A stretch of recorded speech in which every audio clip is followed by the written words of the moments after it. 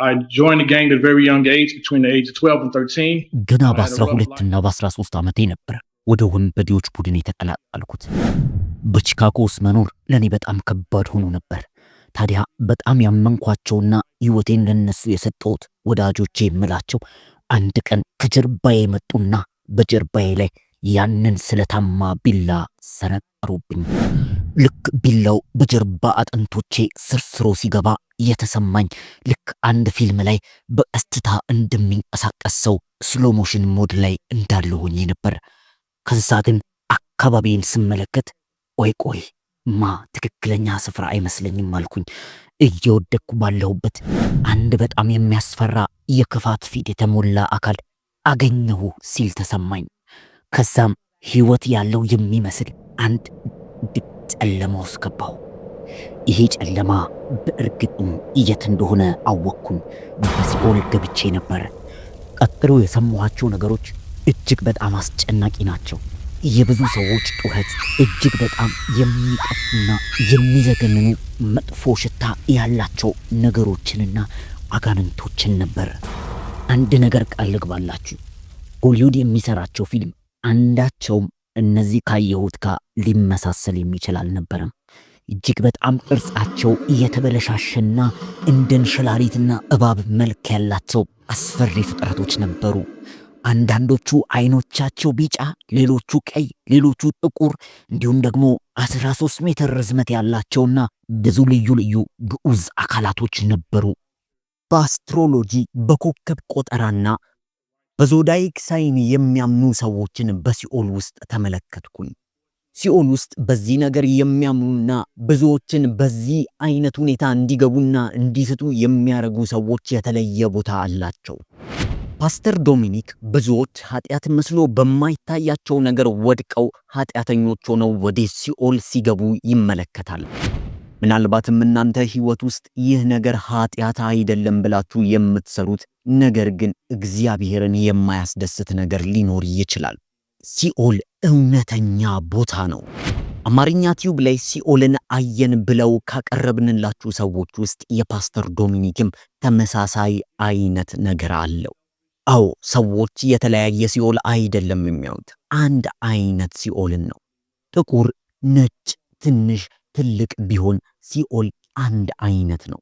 ሲኦል የለም ብላችሁ እንዳትሸወዱ፣ ምክንያቱም ይህንን ሽንገላ ዲያብሎስም ሊከተባችሁ ይወዳልና። መጽሐፍ ቅዱስ ኢየሱስ ክርስቶስ ሲኦል የሚባል ቦታ እንዳለ በተለያዩ ክፍሎች ላይ ይነግረናል። ፓስተር ዶሚኒክ በዚህ ምስክርነት ላይ በደንብ ያብራራዋል። በዚህ ምስክርነት ምክንያት ከብዙ ነገሮች እንደምትመለሱ እናምናለን። የዶሚኒክን ምስክርነት እነሆ እንላችኋለን። ተባረኩ።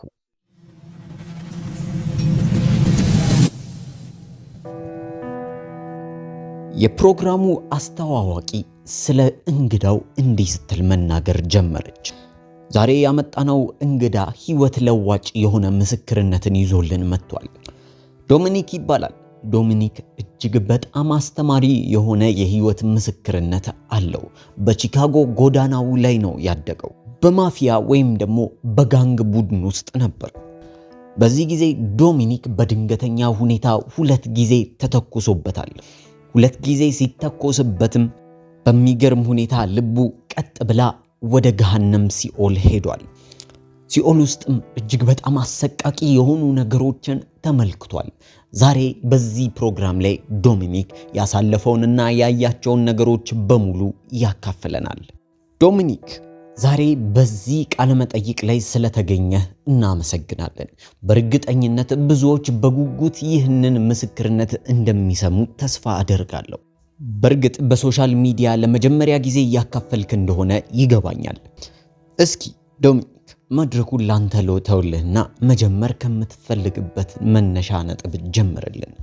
ይህን ካለች በኋላ ዶሚኒክ ማውራት ጀመረ። የተወለድኩትና ያደግኩት በቺካጎ ከተማ ውስጥ ነው።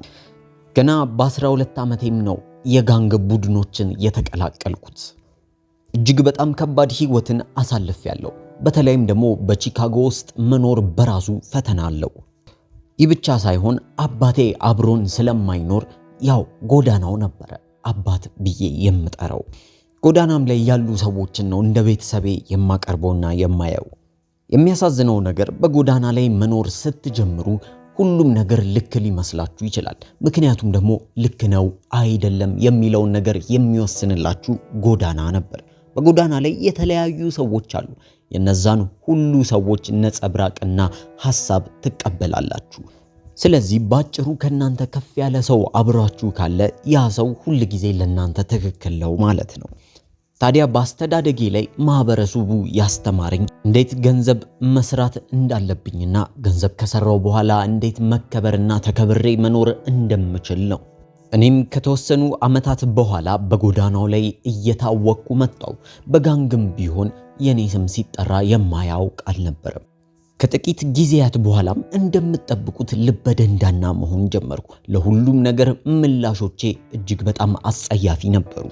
እንዲሁም ደግሞ ጠንካራና ነገሮችን በጉልበት የሚፈታ ሰው ሆንኩኝ።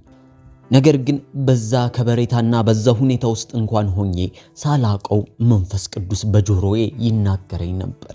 ምንም እንኳን ልበደንዳና በሆንም በልቤ ውስጥ ግን ይህ የኔ ስፍራ እንዳልሆነና በዚህ ቦታ ላይ መሆን እንደማይገባኝ አውቅ ነበር። ያው እንደ አብዛኛው ሰው ግን የመንፈስ ቅዱስን ድምጽ ችላ ብዬ ነበር። እንደ ብዙሃኑም ስጋዬን አስደስቼ መንፈሴን ግን ወዲያ ማለት ነበር የመረጥኩት።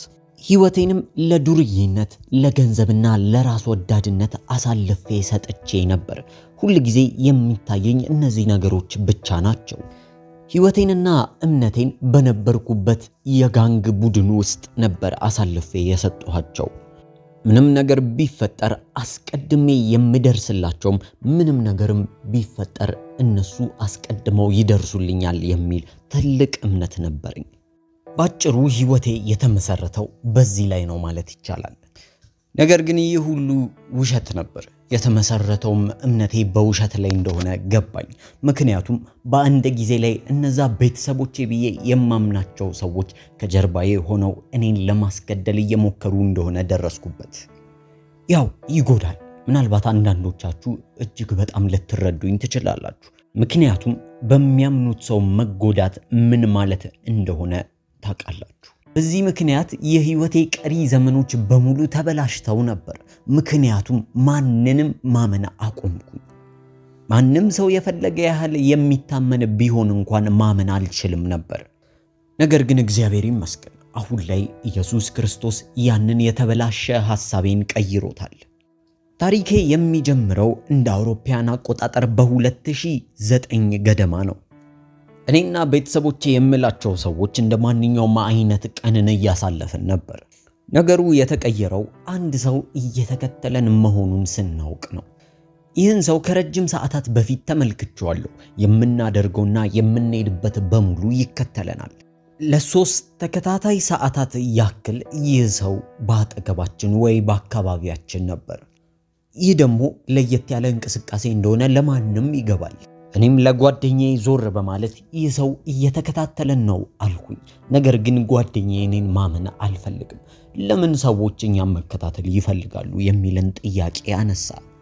ከረጅም ሰዓታት በኋላ ለሁለተኛ ጊዜ ሳየው ግን እኔም መጠራጠር ጀመርኩኝ። በውስጤ መረበሽ ነበር።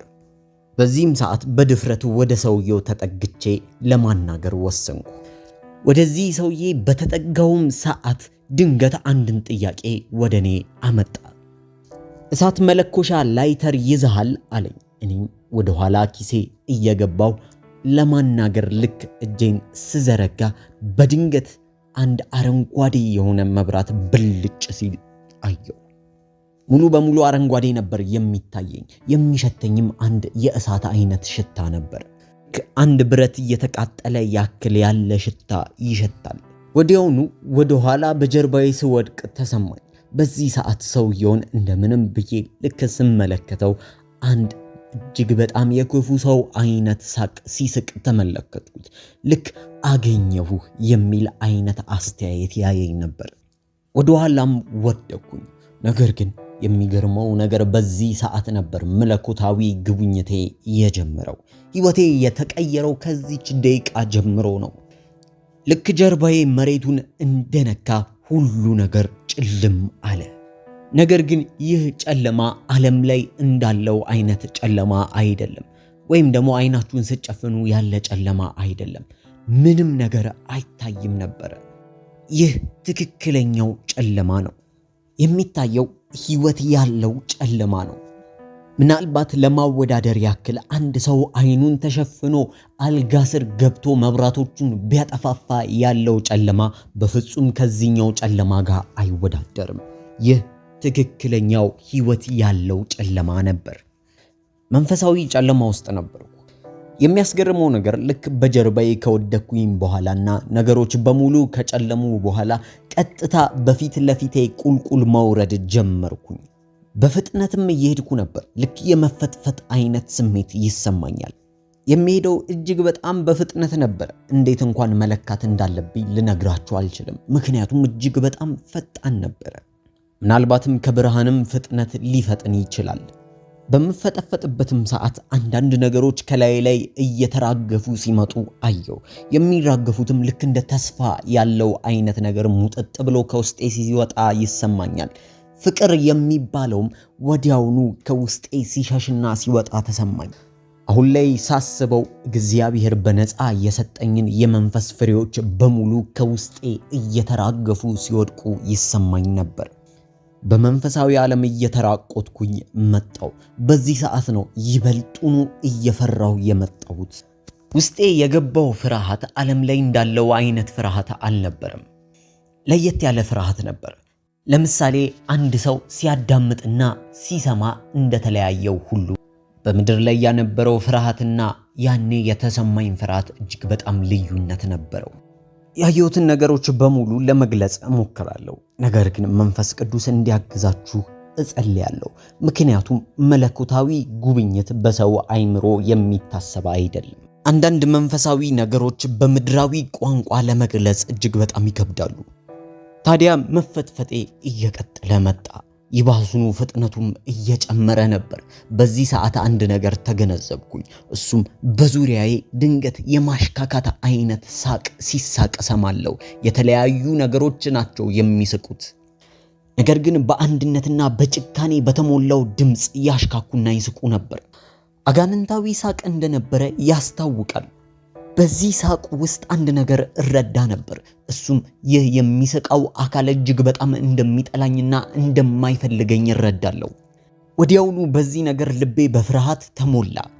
ይህንን እያሰብኩኝም ባለበት ሰዓት በአፍንጫዬ ውስጥ አንድ እጅግ በጣም ለመግለጽ የሚከብድና የሚያስጠላ ሽታ ሸተተኝ። ወደ መንፈሳዊው ዓለም ስትሄዱ ስጋችሁ ብቻ ነው እንጂ የሚቀረው የስሜት ህዋሳችሁ እንዳለ ነው። ስሜታችሁ ያው ነው፣ አይቀየርም። ማሽተት፣ ማየት፣ መስማት ትችላላችሁ። በዚህ ሰዓት የሚሸተኝ ሽታ ሞት የሚል ነበር። እንዲያውም በመንፈሳዊው ዓለም ላይ ሽታዎች፣ የምታዩት ነገሮችና የምትሰሙት በሙሉ የምትዳስሱት ይበልጥ ይጨምራል። ምድራዊ ላይ ከነበራችሁ አቅም የባሰ አቅም ይኖራችኋል። አሁን እንኳን እያወራችሁ ድምፄ የሚቆራረጠው ያ ሽታ ትዝ ሲለኝ ነው። ይህን ሽታ ምን ብዬ ማስረዳት እንዳለብኝ እንኳን አላውቅም። ትዝታው ብቻ ስሜታዊ እንደሆነ ያደርገኛል። ምናልባት ከሺህ በላይ የሰው ሬሳዎችና የሞቱ እንስሳዎችን ደባልቃችሁ የሚያመጣው ሽታ ከዚህ ሽታ ጋር ሲነጻጸር ይህ የሬሳዎቹ ሽታ ልክ እንደ ሽቶን ይሆናል። ወደኩኝም ሳለ አንድ ነገር ተገነዘብኩኝ። ከታች አንድ ነጥብ የምታክል መብራትና ብርሃን ፈንጥቃ ትታያለች። ነገር ግን እየወደኩኝ በመጣው ቁጥር እቺ ብርሃን እየሰፋች ትመጣለች። ምክንያቱም ያቺን ብርሃን እየቀረብኳት ነበር። ልክ በዛ ሰዓት ነው የተገነዘብኩት ይህ ስፍራ ሲኦል ነው። ይገርማችኋል፣ እኔ በምድራዊ ህይወቴ ሰዎች ስለ ሲኦልና መንግስተ ሰማይ ሲያወሩ እንዴት ሰዎች በህልም ውስጥ ይኖራሉ ብዬ አስብ ነበር። ለኔ ሲኦልና መንግስተ ሰማይ አለ ከምትሉኝ የገና አባት የእውነት ነው ብትሉኝ ይቀለኛል። ሰዎች ስለ ሲኦል ሲያወሩ እንኳን እንዴት ሰው በተረት ውስጥ ይኖራል የሚል ትልቅ ጥያቄ ይነሳብኛል። በእርግጠኝነት ልክ ነኝ ብዬ አስባለሁ። ሃይማኖቶችም ሰዎችን ለማስፈራራት የፈጠሩት ነገር ነው ብዬ ነበር የማስበው። ነገር ግን በዛች ደቂቃ ላይ አወቅኩኝ። ለካስ ወደ ሲኦል እየተምዘገዘኩኝ ነበር። ከዚህም በኋላ የብዙ ሰዎች ጩኸት በአንድ ላይ መስማት ጀመርኩኝ። ሰዎች ዋይታቸውን ያቀልጡ ነበር። ይህን ሁሉ የምሰማው አሁንም ወደ ታች እየተምዘገዘኩኝ ባለሁበት ሰዓት ነው። ከምሰማውም ድምፅ ተነስቼ ቁጥሩን ለመገመት ሞከርኩኝ። ነገር ግን በእርግጠኝነት በዚህ ስፍራ ላይ በአንድነት የሚጮሁት ሰዎች ከቢሊዮን በላይ እንደሆኑ እርግጠኛ ነኝ። በሁሉም ነገር የውስጥ ሰውነቴን ይወረኝ ነበር።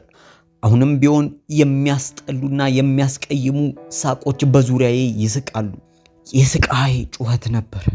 አንዳንዶች አንድ የመጨረሻ ዕድል እንዲሰጣቸው ያለቅሱ ነበር። በመንፈስ ዓለም ላይ ስትሆኑ 1000 ድምጾችን በአንድ ጊዜ መስማት ትችላላችሁ። ወደ አንድ የጥንት ዋሻ ውስጥም እንደምገባ አይነት ስሜት ይሰማኛል። ልክ በዛ ሰዓት የእሳቱ ወላፈንና ማቃጠል ይሰማኝ ጀመረ። ብዙ ስሜቶችም በአንዴ ይሰሙኝ ጀመረ። ለየትኛው እንኳን ቀድሜ ምላሽ መስጠት እንዳለብኝ አላወቅኩም። በዚህ ሁሉ ውስጥ ነው በድንገት ያ የእሳቱ ወላፈን ሙሉ ሰውነቴን ያጥለቀለቀኝ።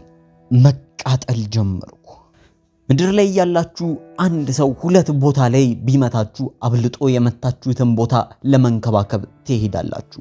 ነገር ግን በዚህ ስፍራ ላይ ሁሉም ነገራችሁ ላይ በአንድ አይነት ጊዜ ላይ ይሰማችኋል። ሁሉም አይነት ጉዳት በአንድ ጊዜ ወደ ሰውነታችሁ ይመጣል። የትኛውን ማስቀደም እንኳን እንዳለባችሁ ግራ ይገባችኋል። ምድር ላይ የሥጋ ሰውነት እንዳላችሁ ሁሉ በመንፈሳዊ ዓለም ውስጥ ደግሞ የመንፈስ ሰውነት ይኖራችኋል።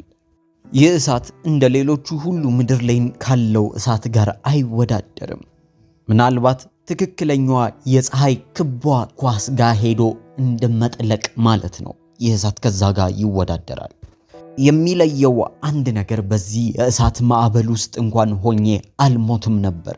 ነገር ግን ውስጤ እጅግ በጣም ይነድና ይቃጠል ነበር። ከዚህ በኋላ ነው ወዲያውኑ የመፈጥፈጥ ጉዞዬ ያበቃና መሬት ላይ ሆንኩኝ።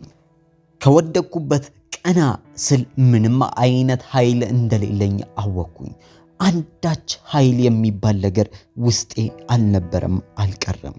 ልክ አንድ ሰው ያለ እህልና ያለ መጠጥ ለወር እንደቆየ ያለ ስሜት ይሰማኝ ጀመር።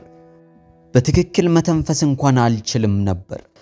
ውስጤን ባዶነት ወረረው። ወዲያውኑ አንድ ነገር ወደ አይምሮዬ መጣ። ለካስ ምድር ላይ ያለው መንቀሳቀሴ፣ መብላት፣ መጠጣቴና የማረጋቸውን ነገር በሙሉ ማድረጌ በእግዚአብሔር ኃይል ችሎታ ነበር።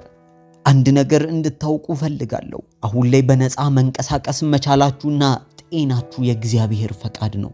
እባካችሁ እንደ ቀላል በፍጹም እንዳታዩት። መተንፈስ መቻላችሁ ትልቅ ነገር ነው፣ እመኑ። ለካስ በምድር ላይ ያለው ይህንን ሁሉ ነገር አቅልዬ ነበር። ቀና ብዬ ስመለከትም ሁሉም ነገር ጨለማ ነበር።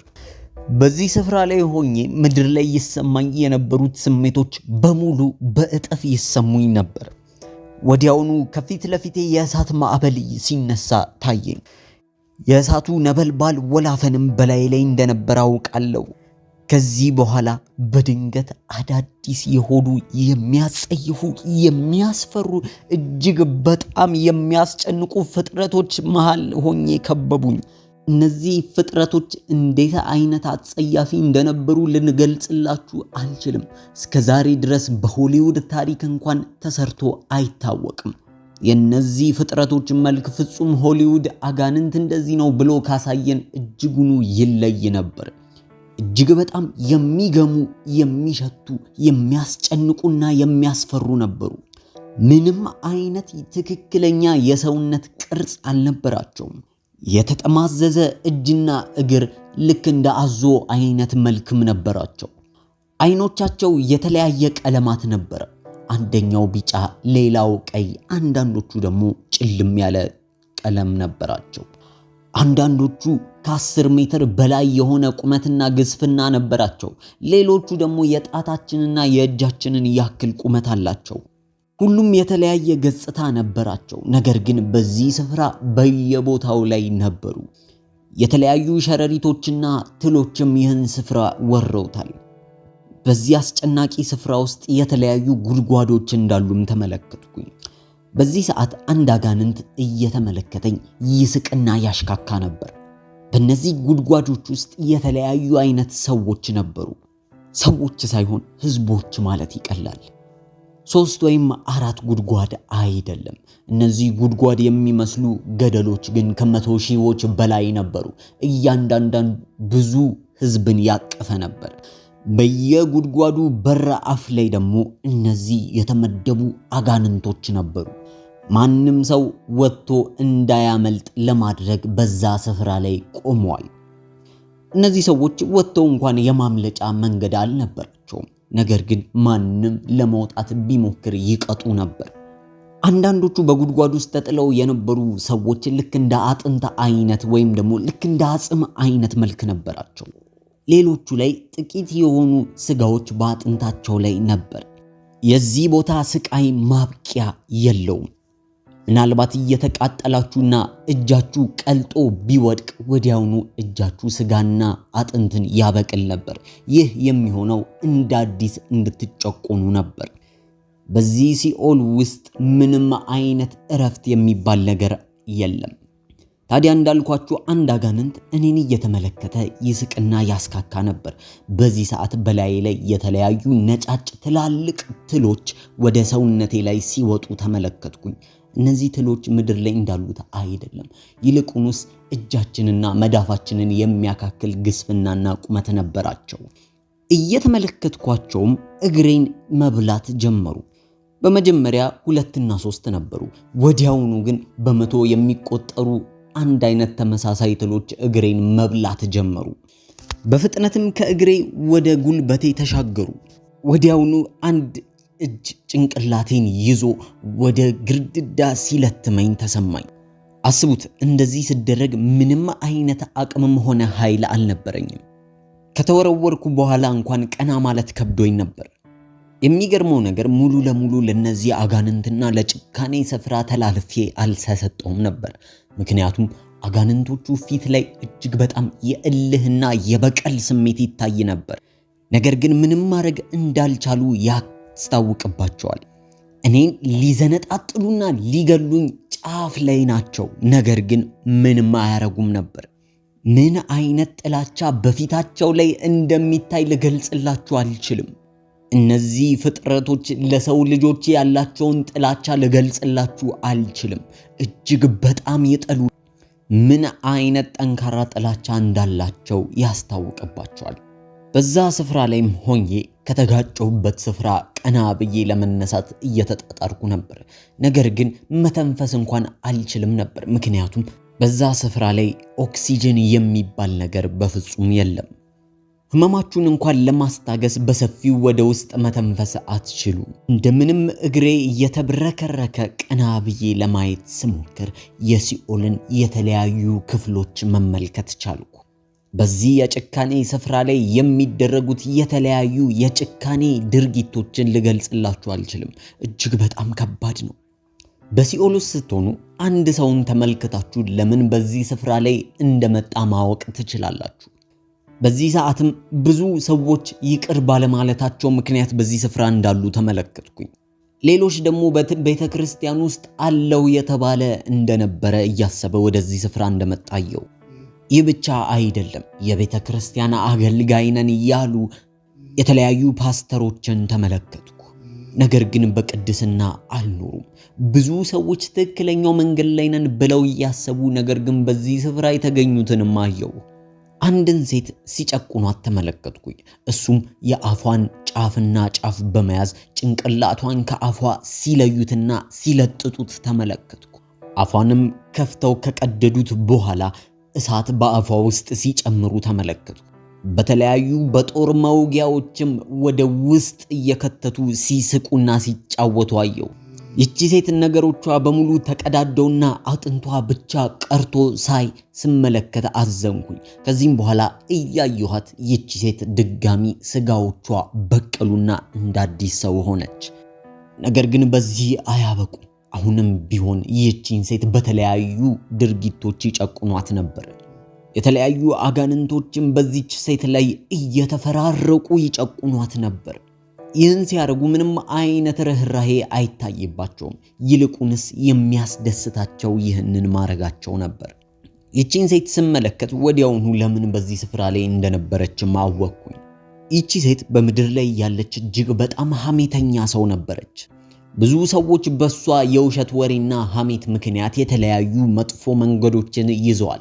የብቻ አይደለም፣ ይቺ ሴት በምድር ላይ እያለች እጅግ በጣም ያደንዛጭ እጽና የመጠጦች ሱሰኛ ነበረች። ሌላ ሴትን ተመለከቱ። ይህ እጅግ በጣም ልብን የሚሰብር ነበር። አሁን እንኳን ሳስታውሰው ልቤ ትርክክ ይላል። ይቺን ሴት የተለያዩ አጋንንቶች እየተቀያየሩና ተራ እየወሰዱ ሲደፍሯት አየው። እወቁ፣ ይህንን ድርጊት ሲያረጉ ምንም አይነት ርህራሄ አልነበራቸውም። ይልቁንስ በዚህ ድርጊታቸው እጅግ በጣም ይደሰቱ ነበር። ይህንን ስላችሁ ሲደፍሯት እንኳን ምንም አይነት ስርዓት በውስጣቸው አልነበረም። አሁን ይህንን ነገር ለመግለጽ በሶሻል ሚዲያ ስለማይሆን ለማለፍ እገደዳለሁ። ይቺ ሴት በምድር ላይ እያለች እጅግ በጣም ትዕቢተኛና ኩራተኛ እንደነበረች አየው። አንድ የመጽሐፍ ቅዱስ ጥቅስን ላካፍላችሁ። ያዕቆብ ምዕራፍ 5 ከቁጥር 1 ጀምሮ እንደዚህ ይላል፣ አሁንም እናንተ ባለጠጎች ስለሚደርስባችሁ ጭንቅ ዋይ ዋይ እያላችሁ አልቅሱ። ሀብታችሁ ተበላሽቷል፣ ልብሳችሁ በብል ተበልቷል፣ ወርቃችሁም ብራችሁም ዝጓል፣ ዝገቱም ምስክር ይሆንባችኋል፣ ስጋችሁም እንደ እሳት ይበላል፣ ለኋላኛው ቀን መዝገብን አከማችታችኋልና። እባካችሁ የገዛ ስጋችሁን ለማስደሰት ብላችሁ የማይሆን ነገር እንዳታረጉ፣ ምክንያቱም ስጋችሁ ይመሰክርባችኋል። ስጋችሁን ለምታስቀድሙና የስጋችሁን ስሜት ቅድሚያ ለምትሰጡ ወየውላችሁ። እወቁ፣ እግዚአብሔር እኛ ወደ ሲኦል እንድንሄድ አይፈልግም። ሲኦልም የተሰራው ለሰው ልጆች አይደለም፣ ይልቁንስ ለዲያብሎስና ለጭፍራዎቹ ነው። ነገር ግን ባለማወቅም ሆነ ባለመታዘዝ ምክንያት የሰው ልጆች ወደዛ ይሄዳሉ። እባካችሁ በፍጹም ለስጋችሁ ቅድሚያ አትስጡ። ወደ እሳቱ ልመለስላችሁ። ይህ በዛ በገሃነም ስፍራ ውስጥ ከሚደረጉ ከብዙ የጭካኔ ድርጊቶች ጥቂቱ ነው። በሲኦል ውስጥ እያለው አንድ ከለላ እየተደረገልኝ እንደነበረ አውቅ ነበር። ነገር ግን መመልከት አልችልም። ነገር ግን ከበስተጀርባዬ አንድ ከለላ ነበር። ምክንያቱም ደግሞ ያለዚህ ከለላ እነዚህ አጋንንቶች ሊበሉኝና ሊገሉኝ ተጠምተው ነበር። በሌላ የሲኦል ክፍል ደረስኩኝ። በዚህ ቦታ ላይ ደግሞ ልክ እንደ እስር ቤት አይነት የሆኑ ክፍሎችን ተመለከትኩ። ቺካጎ ውስጥ ስለኖርኩኝ እስር ቤት ምን እንደሚመስል ጠንቅቄ ያውቃለሁ። በዚህ ስፍራ ላይ የነበሩት እስር ቤቶች ተደራራቢ ነበሩ። ቢያንስ 50 ክፍል ወደ ላይ ተደርቧል። አይናችሁ ማየት እስከማይችል ድረስ ወደ ላይ ብዛት ነበረው። የነዚህ እስር ቤቶች ብረቶች እንኳን ዝገዋል። በእነዚህም ክፍሎች ውስጥ የተለያዩ ሰዎች ነበሩ። አንዳንዶቹ አጽም ሆኗል፣ ሌሎቹ ደግሞ የተወሰነ ስጋ ላያቸው ላይ ተንጠልጥሎ ነበር። እነዚህ ሰዎች በሲኦል ውስጥ ሆነው እጅግ በጣም ንዴት ላይ እንደሆኑ ያስታውቃሉ። አንዳንዶቹ ሳይቀር እግዚአብሔርን ይራገሙ ነበር። ሌሎቹ ደግሞ ዳግመኛ ዕድልን ይጠይቃሉ። ነገር ግን በዚህ ስፍራ ላይ ዳግመኛ ምሕረትም ሆነ ዕድል የለም። አንዳንዶቹ ሰዎች በዚህ ስፍራ ላይ ያሉትን አጋንንት ወደ መምሰል እየቀረቡ ነበር። ምክንያቱም ደግሞ በውስጣቸው ከነበረ ጥላቻ የተነሳ ነው። ሌሎቹ ደግሞ በሚገርም ሁኔታ ለ1000 ዓመታት በዛ ስፍራ ነበሩ። ነገር ግን በሲኦል ውስጥ ሰዓት የሚባል ነገር የለም። ሰዓት በሲኦል ውስጥ አይሰራም። ሲኦልና ጊዜ አይተዋወቁም። ሰዎች በተለያዩ ቋንቋዎች እግዚአብሔርን ሲናገሩና ሲሳደቡ ጥላቻቸውንም ሲያሳዩ እመለከት ነበር። አንዳንዶቹን ተመለከትኩ።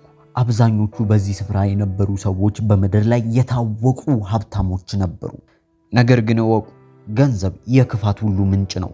በገንዘብ ተታለው ወደ ገሃነመ እሳት የተጣሉ ብዙዎች ናቸው። በዚህ የእስር ክፍሎች ውስጥ የነበሩት አንዳንዶቹ ደግሞ በምድር ላይ ጠንቋዮች ነበሩ። በዚህ እስር ክፍል ውስጥ የተለያዩ ሰዎች አሉ። አንዳንዶቹ ካርታን በማንበብ የሰዎችን ዕጣ ፈንታ ለመናገር ይሞክራሉ። ሌሎቹ ደግሞ የሰዎችን የወደፊት ለመናገር የሚጠነቁሉ ነበሩ። አንዳንዶች መዳፍ አንባቢዎች፣ ሌሎች አስማተኞች ናቸው። ሌሎችን ስመለከት ደግሞ በኮከብ የሚያምኑና ኮከብ ቆጣሪዎች ነበሩ። ቅድም እንዳልኳችሁ ነው። አንድን ሰው ከተመለከታችሁ በኋላ በዛ ስፍራ ላይ ለምን እንዳለ ታውቃላችሁ። አንዳንዶቹ ደግሞ የተለያየ አማልክትን የሚያመልኩ ነበሩ። ከእግዚአብሔር ውጪ የሚያመልኩ ሰዎች አሉ። ሌሎቹ ደግሞ አጋንንትን በድፍረት ያመልኩ ነበር። ነገር ግን አጋንንት ሸንግሎ በዚህ ስፍራ ላይ ያስገባቸው። እወቁ፣ ከእግዚአብሔር ውጪ አምላክ ፈጽሞ የለም። የሚያድን የሚታደግ የሚወድ አባታችን እግዚአብሔር ብቻ ነው። በዚህ ስፍራ ላይ የፈለገ ጥሩና መልካም ሰው ስማችሁን የገነባችሁ ሰዎች ብትሆኑ፣ በመልካምነት በምድር ላይ እጅግ በጣም ብትታወቁ እንኳን እግዚአብሔርን ካላመናችሁ፣ ኢየሱስ ክርስቶስን እንደ ግል አዳኛችሁ ካልተቀበላችሁና ዳግመኛ ካልተወለዳችሁ በፍጹም ከዚህ ስፍራ ማምለጥ አትችሉም። አንዳንዶች በምድር ላይ ሆነው ነፍሳቸውን ሸጠዋል፣ ነፍሳቸውንም ለአጋንንት ገብረዋል። ይህም ደግሞ በምድር ላይ የተለያየ ሀብትና ስምን ለማካበት ብለው ነው። ነገር ግን በሲኦል ውስጥ የሚጠብቃቸውን ነገር አላወቁም ነበር። እወቁ፣ ይህን ነገር አለማወቅ ከተጠያቂነት አያድንም። ምድር ላይ እንኳን ፍርድ ቤት ከቀረባችሁ በኋላ ይህ ሕግ እንዳለ አላወቅኩም ነበር ብትሉ በፍጹም አትማሩም። እባካችሁ ለምታረጉት ድርጊቶች በሙሉ እንድትጠነቀቁ አሳስባችኋለሁ። አንዳንዶች ሳያውቁት በጥንቆላ ውስጥ ተሳትፈዋል። ይህም ደግሞ አሁን በዘመናችን ላይ እየገነነ ባለው ዞዳይክ ሳይን ወይም አስትሮሎጂ በሚባለው የኮከብ ቆጠራ ነው። ከዚህ ነገር እንድትታቀቡ አሳስባችኋለሁ። ይህ ሙሉ በሙሉ አጋንንታዊ ነው። የሚያሳዝነው ነገር ይህ ስፍራ በየሰከንዱ ሰዎች እየበዙበት ይመጡ ነበር። እወቁ፣ ሲኦል በእውነት ያለ ቦታ ነው። ሲኦል ነፍስ ያለው ሕይወት ያለው ነገር ነው። የምትረግጡት መሬት እንኳን ሳይቀር ሕይወት እንዳለው ያስታውቃል። ወደ ሌላ ቦታ ደግሞ ተመለከትኩ። በዚህ ስፍራ ላይ ደግሞ የተለያዩ የሞቱና የጠወለጉ ዛፎች ነበሩ። ልክ በሆሊውድ ፊልም ላይ እንደምናያቸው ጥቁር የሞቱ ዛፎች ያሉበትን ጫካ ይመስላል። በዚህ ስፍራ መንገድ ላይ ሰዎች በአንድ ሰንሰለት ተቸንክረውና ተያይዘው አየሁ። ሁሉም አጽም ብቻ ነበራቸው። ማናቸውም ላይ ስጋ አልነበረም። ሁሉም በአንድ መስመር ተያይዘው ወደ አንድ መዳረሻ ያለው ስፍራ የሚሄዱ ይመስላሉ። ከፊት ለፊታቸው ትልቅ ደጆች አሉ። ደጆቹ እጅግ በጣም ትልቅ ከፍታ ነበራቸው። ይህ ደጆች በውስጤ የገሃነም ደጆች እንደነበረ ተረዳው። ለካስ እስካሁን የነበርኩበት ቦታ ገና ወደ ትክክለኛው ገሃነም ያልገቡ ሰዎች የነበሩበት ነው። ለካስ የነበርኩበት ቦታ የገሃነም ቀለል ያለው ክፍል ነበር። ሰዎች ያንን ከጨረሱ በኋላ ድጋሚ ወደዛ ገሃነም ይገቡ ነበር። ብዙ ሰዎችም በሰንሰለት ተይዘው ወደዛ ደጅ ሲገቡ መለከት ነበር። ዋናው ሲኦል ለካ ገና ነው። እጅግ በጣም ፈርቼ ነበር። ነገር ግን ይህንን ስመለከት ፍርሃቴ ጭራሹኑ ባሰ። አንድ ነገር ላሳውቃችሁ እወዳለሁ። አሁን ላይ ምድር ላይ እያላችሁ የፈለገ አስጨናቂ ጊዜ እንኳን እያለፋችሁ ቢሆን ቢያንስ ከሰዎች ጋር መነጋገርና ህብረት ማድረግ ትችላላችሁ። ምንም እንኳን ነገሮች ቢከብዱባችሁ ለሰዎች በመናገር ትንሽም እንኳን ቢሆን ይቀላችኋል። በዛ ስፍራ ላይ ግን ከጎናችሁና ካጠገባችሁ ሰዎች ቢኖሩና በሰዎች እንኳን ብትከበቡ ምንም አይነት ንግግርም ሆነ ህብረት ማድረግ አትችሉም። ምክንያቱም የህብረት ሁሉ መሰረትና ህብረት የሚመጣው ከራሱ ከአባት እግዚአብሔር ነው። ከሰው ጋር ማውራትና መግባባት እንኳን የቻላችሁት በእግዚአብሔር ችሎታ ነው። በሲኦል ላይ ያንን ነገር ትነፈጋላችሁ። በሰንሰለት የተያያዙት ሰዎች ማብቂያ አልነበራቸውም። እጅግ በጣም በቁጥር የበዙ ናቸው። እነዚህ ሰዎች እየጮሁ አንድን ነገር ሲናገሩ አወቁኝ። እርሱም ዘመዳቸውን ያቀረበ ሰዎቻቸውንና የማይወዱትን ሰዎች ጭምር ወደዚህ ስፍራ እንዳይመጡ ይጮሁ ነበር። ነገር ግን ሰሚ አልነበረም። ሰዎች በተለያየ ቋንቋ እሪ ብለው ይጮሁ ነበር። ሰዎችንም ስም እየጠሩና እያመለከቱ እባካችሁ ወደዚህ ስፍራ እንዳትመጡ እያሉ ይጮሁ ነበር። አንድ እውነት ወቁ፣ ሰዎች በምርጫቸው ነው ወደዚህ ገሃነመ እሳት የሚገቡት። ምድር ላይ ለምትወስኑት የህይወት ምርጫችሁ እንድትጠነቀቁ አሳስባለሁ። ምክንያቱም ጥቂት ደስታን የምትገዛ ምርጫችሁ ዘላለማችሁ ሊወስን ይችላል። ምናልባት አንዳንድ ዘመዶቻችሁ በሲኦል ውስጥ ሆነው እናንተ ወደዚህ ስፍራ እንዳትመጡ እየጮሁ ይሆናል። ጊዜያችሁን በአግባቡ እንድትጠቀሙ አሳስባችኋለሁ። አንድ ልምድ እንዲኖራችሁ አሳስባችኋለሁ። አንድ ወረቀት አዘጋጁ። በሱ ወረቀት ላይ አንድ መስቀልን ስሩ፣ በሌላው በኩል ደግሞ ዓለምን ሳሏት። በየቀኑ እንዲያደርጉ በአንድ ቀን ውስጥ ማን የተሻለና ብዙ ጊዜ እንዳገኘ ጻፉበት። ያ ለእግዚአብሔር ነው ወይስ ለዓለም ነው ሰዓቴን የሰጠሁት የሚለውን እንድታውቁ ይረዳችኋል። በሳምንቱ መጨረሻ አወዳድሩትና ማን ጊዜያችሁን የበለጠ እንደተጠቀመ ታውቃላችሁ። ከማጋና እንዴት ጊዜያችሁን እየተጠቀማችሁ እንዳለ በደንብ መረዳት ትችላላችሁ። ይህ ጉብኝቴ ለኔ እጅግ በጣም ጠቅሞኛል። ምክንያቱም ከእግዚአብሔር ጋር የበለጠ ጊዜን እንዳሳልፍ ረድቶኛል። ይህ ብቻ ሳይሆን ብዙዎች ምርጫቸውን እንዲያስተካክሉ እንዳስጠነቅቃቸው አድርጎኛል። ከዚህ በኋላ በሲኦል ውስጥ እነዚህን ሰዎች እያየው ወደዛ ወደ ገሃነም ደጆች ተጠጋው። ወዲያውኑ አንድ እጅ መጥቶ ሳበኝና ወሰደኝ። እግዚአብሔር ያንን ስፍራ እንዳይ አልፈቀደልኝም ነበር። ምናልባት ያንን ስፍራ ባየው ጊዜ ተመልሼ ዶሚኒክን መሆን አልችልም ይሆናል። ነገር ግን አንድ እውነት አለ። ይህ ስፍራ እጅግ በጣም የሚያስፈራ ስፍራ ነው። ለመግባት አይደለም ለመጎብኘት እንኳን አስቸጋሪ ነበር። እባካችሁ የህይወታችሁን አቅጣጫ አሁኑኑ ቀይሩ። ቀጣይ ጊዜ ወይም ቀጣይ ሳምንት አትበሉ። መጽሐፍ ቅዱስ እንደሚነግረን የመዳን ቀን አሁን ነው። እግዚአብሔር የምግብ ፕሮግራም አይደለም። ቀጣይ ሳምንት፣ ማታ ላይ፣ ነገ ላይ የምትሉት አይደለም። መዳን አሁኑኑ የሚያስፈልጋችሁ ነገር ነው። ብዙ ሰዎች ከእግዚአብሔር ጋር አባሮሽ ይጫወታሉ። ነገር ግን ይህ ህይወታችሁን እንዳያስፈልከፍላችሁ ተጠንቀቁ። ቀጣዩን ደቂቃ እንኳን በህይወት እንኑር አንኑር የማናቅ ሰዎች እንዴት ከእግዚአብሔር ጋር እንደዚህ አይነት ጨዋታን እንጫወታለን? እባካችሁ እግዚአብሔርን የህይወታችሁ ማዕከል አድርጉት። ገላትያ ምዕራፍ 5 ቁጥር 20 ላይ የተጻፉልንን የሥጋ ሥራዎች እየተውን መምጣት ግድ ይለናል። ምናልባት ይህንን ማድረግ ከባድ ከሆነብን ይህ የሆነበት ምክንያት የመንፈስ ቅዱስ ከለላ ስለሌለን ነው። ለዛ ነው አሁኑኑ መዳን አለብን የምላችሁ። እግዚአብሔር መንፈስ ቅዱስ የሚደግፋችሁ ከሆነ ከብዙ ነገሮች ለማውጣት የተሻለን አቅም ይሰጣችኋል። በእናንተ አቅም ምንም ነገር ማድረግ እንኳን ሊከብዳችሁ ይችላል። ነገር ግን በእግዚአብሔር አቅም የማይቻል ነገር የለም።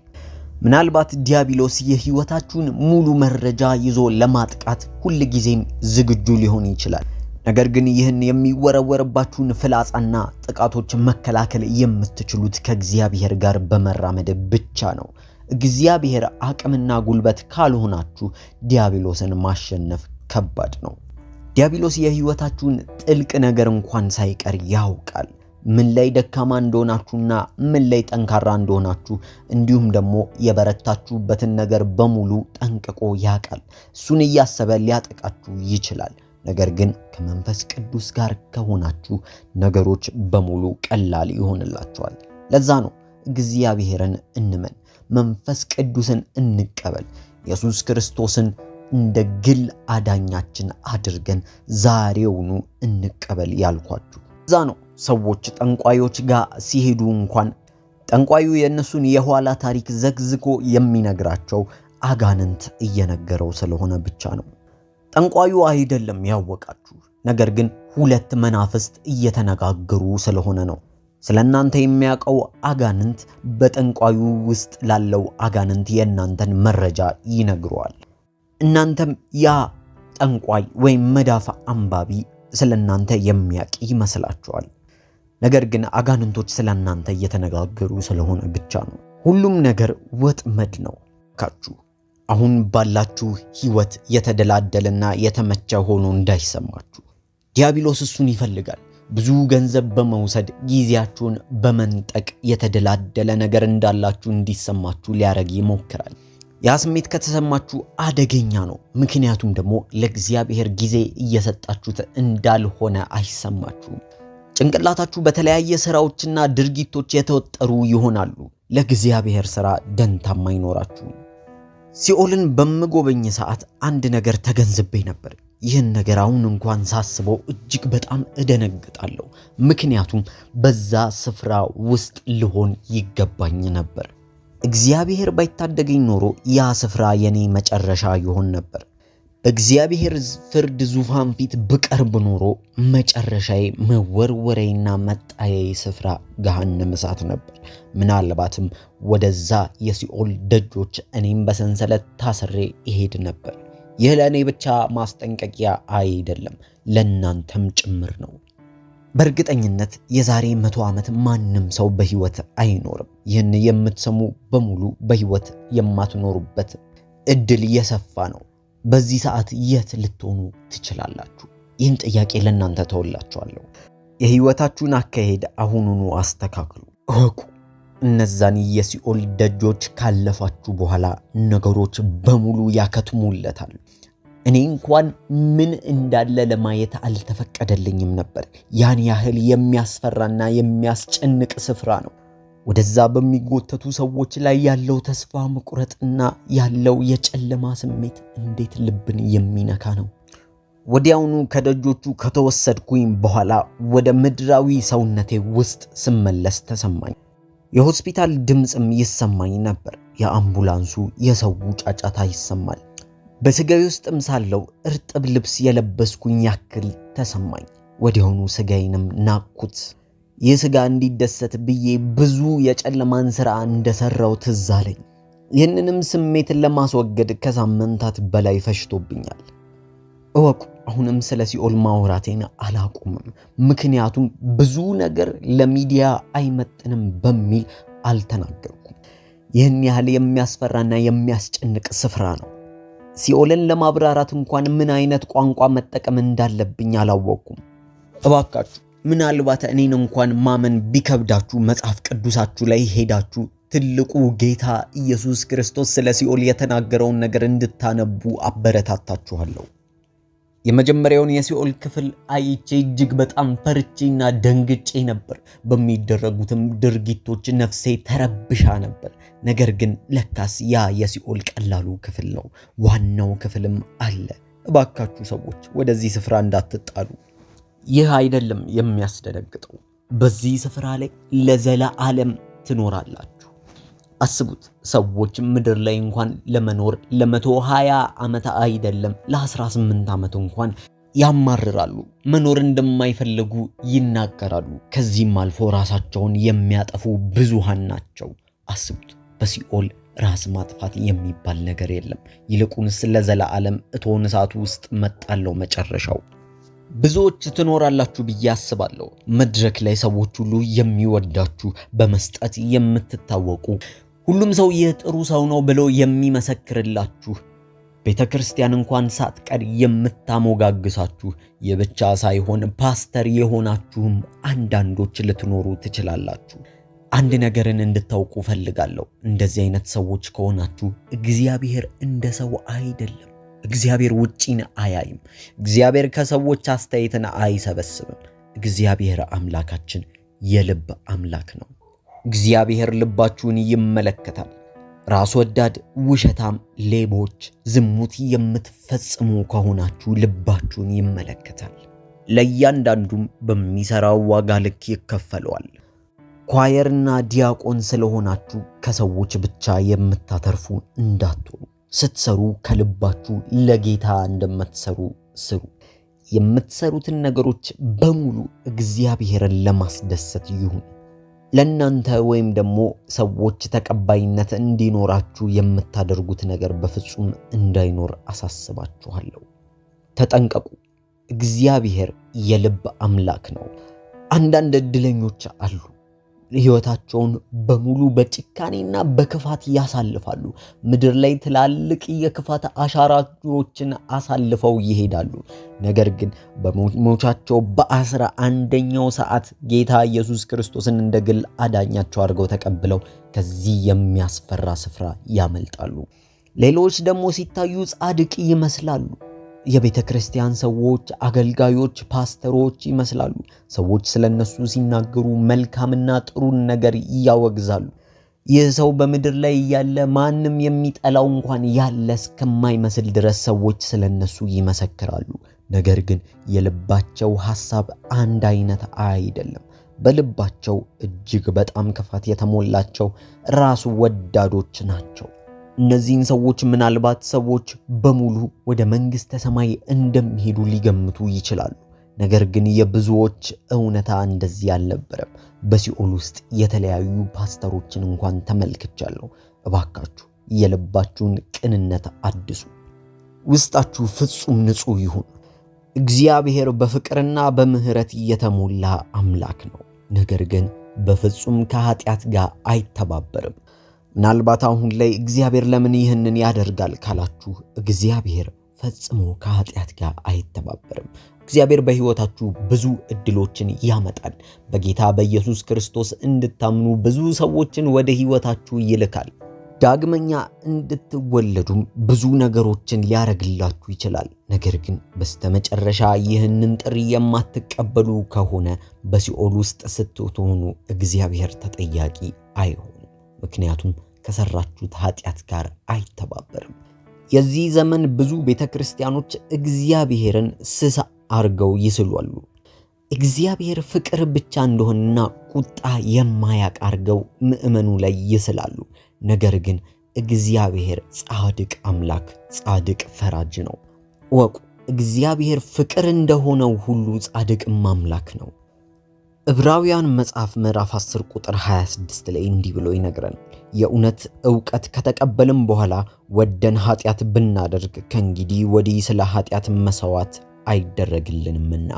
ስለምታደርጉት ኃጢአት ዕውቀት እያላችሁ ደጋግማችሁ የምታረጉትና ከሆነ በዚህ መሃል ብትሞቱ ይቅር አትባሉም። ነገር ግን የምታረጉትን ኃጢአት እንኳን ደጋግማችሁ እያደረጋችሁ እግዚአብሔርን ምሕረትና አቅም እንደሌላችሁ መጠየቅ አለባችሁ። ሁሉን የሚችለው እግዚአብሔር ካላችሁበት ነገር ያወጣችኋል። እባካችሁ እንደ ብዙ ሰዎች ፓስተሮቻችሁ ላይ አትደገፉ። ፓስተሮቻችሁ ምናልባት ከእግዚአብሔር ጋር የግል ኅብረት ሊኖራቸው ይችላል። ነገር ግን እግዚአብሔር የሚፈልገው እናንተ ራሳችሁ የግል ኅብረት ከእግዚአብሔር ጋር እንድታደርጉ ነው። ፓስተራችሁ የግል ኅብረት አለው ማለት እናንተ የግል ኅብረት አላችሁ ማለት አይደለም። የእግዚአብሔርን ቃል ለማንበብ ጊዜ ውሰዱ። ከእግዚአብሔር ጋር ጊዜን ለማሳለፍ ጊዜን ውሰዱ። የግል የሆነ ኅብረት ከእግዚአብሔር ጋር ሊኖራችሁ ይገባል። ፍርድ ዙፋን ፊት ስትቆሙ አላቃችሁም ከሚባሉት ወገን ውስጥ እንዳትሆኑ። መጽሐፍ ቅዱስ እንደሚነግረን በመጨረሻ ቀን ላይ ብዙዎች ኢየሱስን ጌታዬ ጌታዬ ብለንህ አገልግነንህ ነበር ብለው ይነግሩታል። ነገር ግን እሱ እንደሚናገረው አላቃችሁም ይላቸዋል። ከነዛ ወገን እንዳትሆኑ።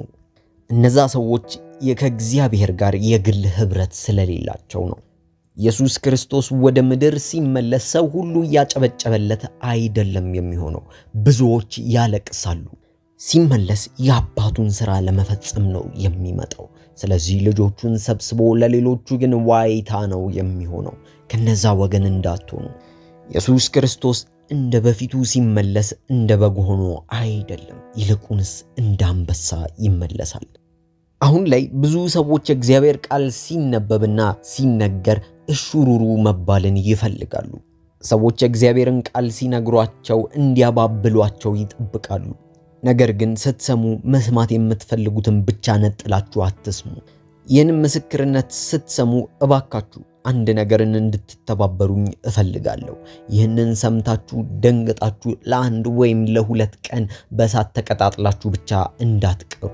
ይህን ነገር እስከ ሕይወታችሁ ፍጻሜ ድረስ እንድትይዙት እፈልጋለሁ። ከእግዚአብሔር ጋር ኅብረት ማድረግን እንደ አመል እንድትወስዱት እፈልጋለሁ። እንደዚህ አይነት ብዙ ሰዎችን ስለማቅ ነው ይህንን የምነግራችሁ። ብዙ ሰዎችን ማወቅ ብቻ ሳይሆን እኔም ከነዚህ ሰዎች አንዱ ነበርኩኝ። ለተወሰነ ጊዜ ግሎና ተቀጣጥሎ በትንሽ ጊዜ ቆይታ በኋላ የሚረሱ ዲያብሎስ የተለያየ ተስፋ የሚመስልና ደስታን የሚመስል ጭላንጭል አሳይቶ ለዘላለም ሕይወታችሁን መውሰድ ነው ዓላማው። አይናችሁንም ከእግዚአብሔር ቃል ላይና ከእግዚአብሔር ላይ እንድታነሱ ይፈልጋል። ለዛ ነው ጊዜያችሁን በተለያየ ነገር የሚበላው። ምክንያቱም ከእግዚአብሔር ጋር የግል ህብረት እንዳታደርጉ ስለሚፈልግ ነው። በአሁን ዘመን ላይ የተለያዩ ሰዎች ከእግዚአብሔር ጋር ህብረት ማድረግ እንደ ሞኝነት ወይም ደግሞ ጊዜን እንደ ማባከን እንዲቆጥሩት አድርጓል። ይህ ግን የዲያብሎስ ትልቁ ሽንገላ ነው። ለዚህ ሁሉ ነገር ምድር ላይ ላትከፍሉበት ትችላላችሁ። ነገር ግን ከሞታችሁ በኋላ ለእያንዳንዱ ነገር ንስሐ እስካልገባችሁ ድረስ ትከፍሉበታላችሁ። ስትከፍሉም ማብቂያ በሌለው በዘላለማዊ ዕዳ ነው የምታወራረዱት። አስቡት እስቲ በፍርድ ዙፋን ፊት ቆማችሁ እግዚአብሔር እንዲህ ቢላችሁ፣ እናንተ 120 ሰዓታትን በሥራ ላይ ስትሯሯጡ እንዲሁም የህይወታችሁን 100,000 ሰዓቶችን ደግሞ እግር ኳስ ስታዩ 200,000 ሰዓቶችን ደግሞ ዘፈኖችን ስትሰሙ፣ ነገር ግን ከኔ ጋር ህብረት ያደረጋችሁት ለ5 ሰዓታት ብቻ፣ እኔን የፈለጋችሁት ለ5 ሰዓት ብቻ ነው? እስኪ ንገሩኝ። ያኔ ምን ልትሉ ነው? ምንም ነገር ማለት አትችሉም። ይህ ለክርክር እንኳን የሚመች አይደለም። በሲኦል ላይ ብዙዎች ይሳደባሉ፣ ይናገራሉ፣ ያለቅሳሉ። ነገር ግን ምንም አይነት ምላሽ የለም። አንድ ነገር እወቁ። ይህንን ስላችሁ ለምን ትዝናናላችሁ እያልኩኝ አይደለም።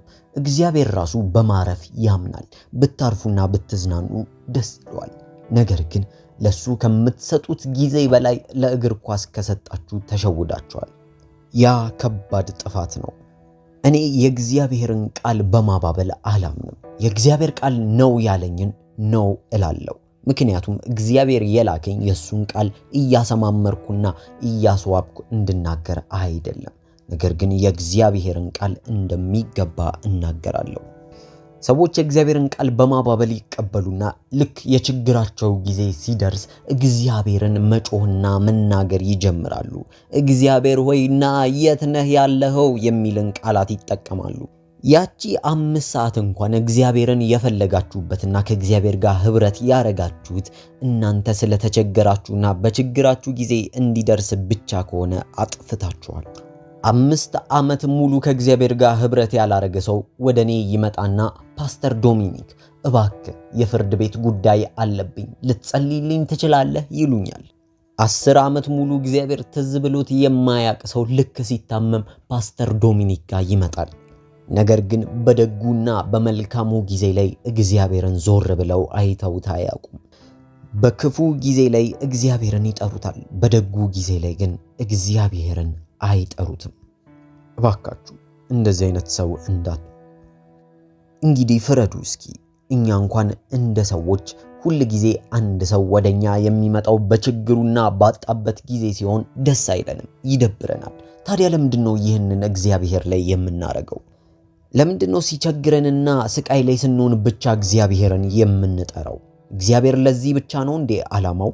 እግዚአብሔር ለክፋት ጊዜ ብቻ ነው የሚጠራው ማን ነው ያለው? እኛ ሰዎች ለራሳቸው ጥቅም እንዲያውሉን አንፈልግም። ነገር ግን እግዚአብሔርን በቸገረን ጊዜ ብቻ እንጠራዋለን።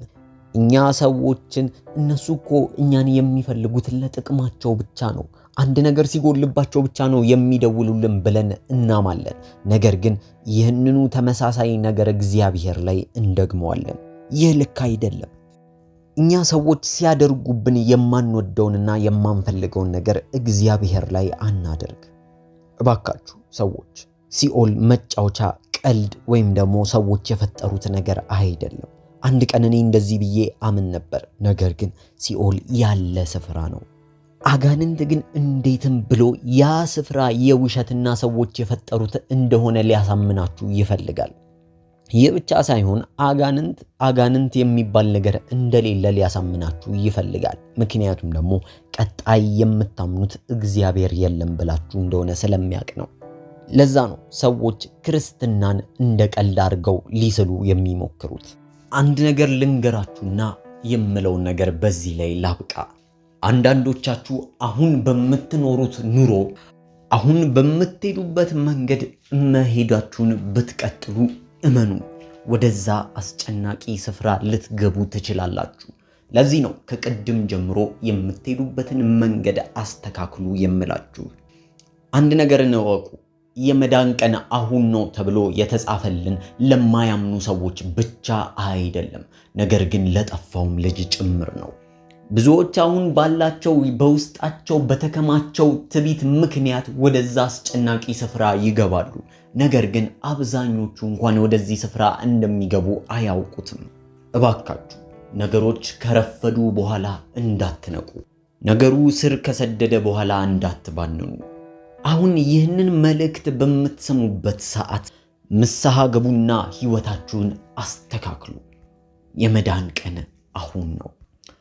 ይህን ምስክርነት ያካፈለን ፓስተር ዶሚኒክ ነው።